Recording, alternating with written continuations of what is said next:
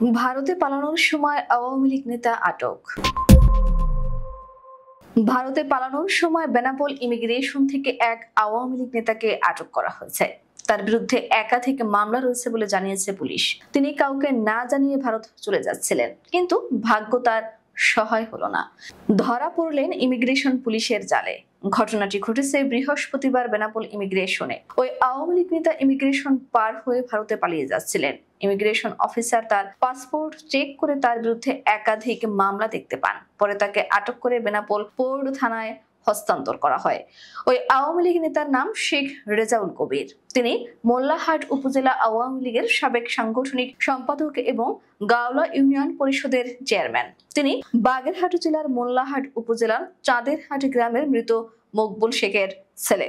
বেনাপোল ইমিগ্রেশনের ভারপ্রাপ্ত কর্মকর্তা ইলিয়াস হোসেন মুন্সি জানান, পূর্ব তথ্যের ভিত্তিতে ধারণা করা হচ্ছিল যে শেখ রেজাউল কবির ভারতে পালিয়ে যেতে পারেন। সেই অনুযায়ী ইমিগ্রেশনে সতর্কতা জারি করা হয়।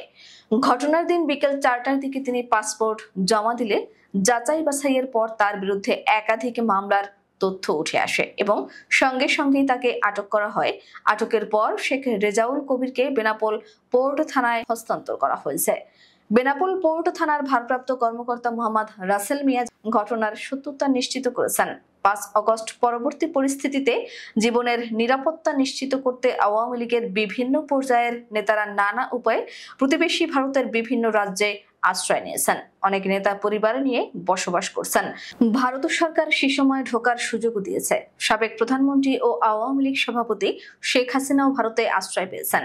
সূত্র জানিয়েছে, আওয়ামী লীগের কেন্দ্রীয় নেতা, দলীয় সংসদ সদস্য, মন্ত্রী, প্রতিমন্ত্রী, সহযোগী সংগঠন ও জেলা উপজেলার বিভিন্ন পর্যায়ের মিলিয়ে প্রায় 1,43,000 নেতা ভারতের বিভিন্ন রাজ্যে আশ্রয় নিয়েছেন। সরকারি উচ্চপদস্থ কর্মকর্তাও ভারতে গেছেন। এই পরিস্থিতিতে ভারত ছাড়ার চাপ সবার ভিতরে অনিশ্চয়তার সৃষ্টি করেছে।